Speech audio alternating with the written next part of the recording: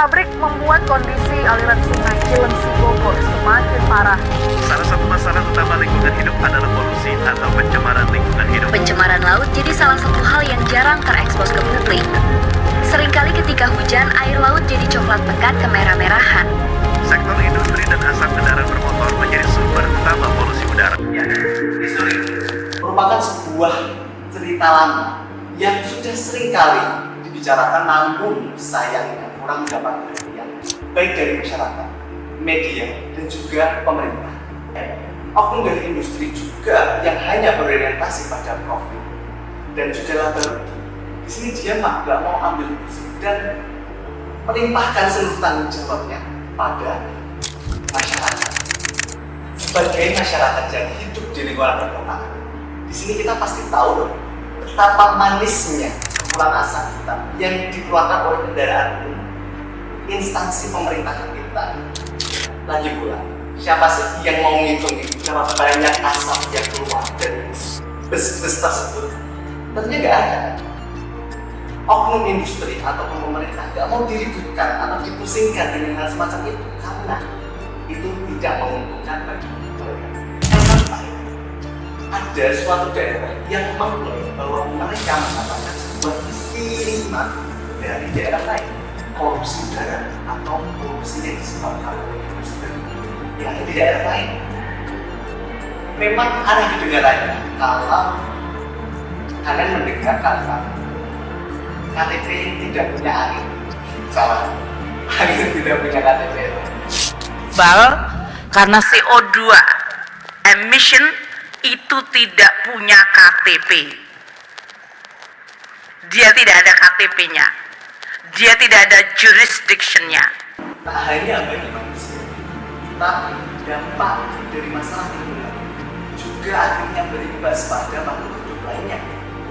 Banyak spesies akhirnya punah. Kemudian banyak dari hutan-hutan asli di Indonesia yang berubah menjadi tempat bangunan industri. Yang tentunya kita tahu tanpa dari pembuktian ilmiah pun kita juga bisa merasakan bahwa kondisi saat ini bukanlah hal yang baik-baik saja. Dan tentu masalah ini tidak bisa di-cover oleh pada waktu. Oke, pembahasan ini akan kita mulai dari hal yang paling basic, yaitu adalah datangnya perusahaan. Tentu kalau kita lihat secara kasar mata bahwa datangnya perusahaan itu mendapatkan atau membawa dampak pada dua bilah pisau yang berbeda. Yang pertama adalah dampak positif, dan tentunya jika kita membicarakan dua bilah pisau yang kita butuhkan adalah dampak negatif. Di mana di sini dampak positif yang diberikan oleh perusahaan bisa kita ketahui seperti meningkatkan kesejahteraan masyarakat, kemudian menambah lapangan pekerjaan, dan tentunya dengan adanya perusahaan di suatu daerah itu meningkatkan perekonomian secara keseluruhan, karena itu tadi kesejahteraan meningkat dari yang awalnya mungkin masyarakat hanya makan nasi dan jagung. Di sini dia juga bisa menikmati hal-hal lain yang mungkin tidak bisa dinikmati. Oke, setelah kita mengetahui dampak positifnya, tentunya dampak negatif yang dibawa dari perusahaan itu juga sangat terlihat jelas, karena hal-hal seperti polusi, limbah, kerugian lain terhadap masyarakat yang ditimbulkan dengan adanya perusahaan, seperti hilangnya tanah adat ataupun hutan adat, dan juga kerugian seperti kebisingan yang terjadi di selalu produksi atau aktivitas operasional perusahaan itu juga termasuk di kerugian. Nah, jadi apa sih alasan perusahaan tetap walaupun menghasilkan nilai negatif tapi tetap bisa sustain atau tetap bisa bertahan di industri? Jawabannya adalah yang pertama, mereka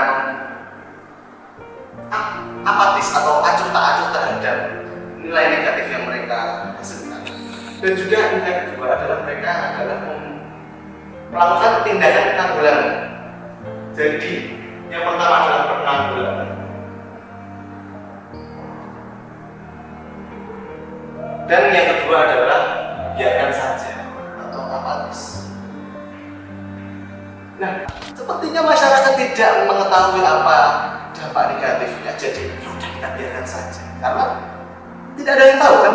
Dan gimana sih sebenarnya kita harus bertindak atau solusi terbaik apa sih yang dibutuhkan untuk menanggulangi ketika perusahaan hanya membiarkan masalahnya begitu saja atau melimpahkan tanggung jawabnya ke masyarakat. Nah, alasannya adalah simpel, adalah kurangnya kesadaran terkait keberlanjutan atau jika mereka melakukan perusahaan itu terus-menerus, apakah publik kita akan baik-baik saja? Tentu tidak.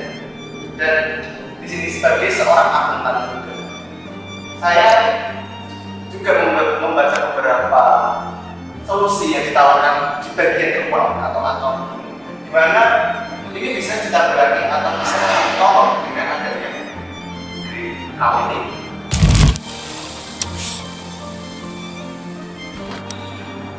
Alasan kenapa perusahaan tadi membiarkan begitu saja limbah mungkin karena mengurus limbah itu memerlukan biaya dan tentunya biaya sama dengan laba yang kecil dan juga dengan laba yang kecil mereka tentu nggak mau dong karena itu akan jelek juga di mata investor.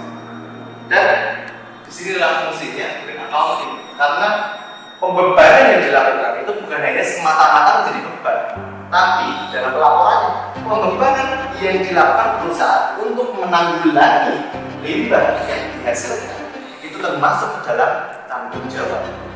Jadi dia sudah bisa memberikan portofolio positif kalau perusahaannya itu sudah berkontribusi dalam keberlanjutan.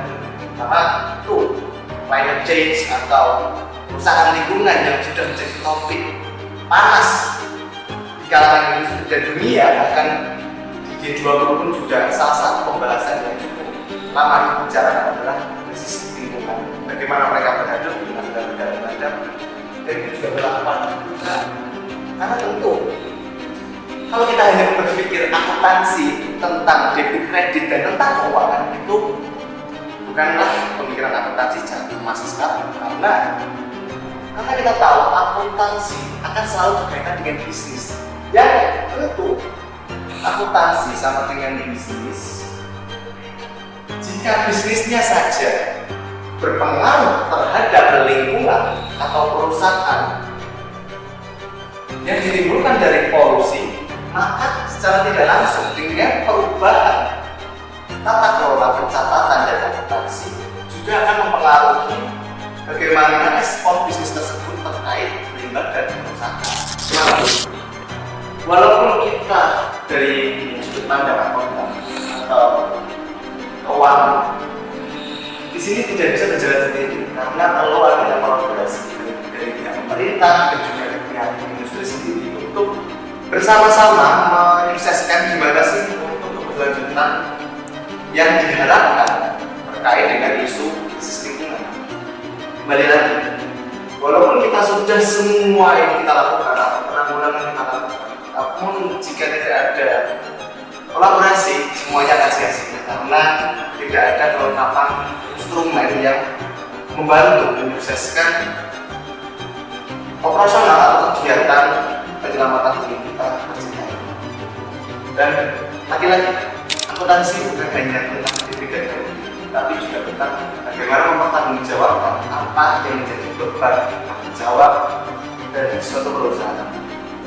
Mungkin itu dulu atau nanti gimana tentang climate change atau krisis dengan solusi yang mungkin di luar kepala kalian atau di luar pemikiran kalian, gimana keuangan dari green accounting bisa membantu menanggulangi krisis. I'm Tama, and this is all for you. What about your opinion? Comment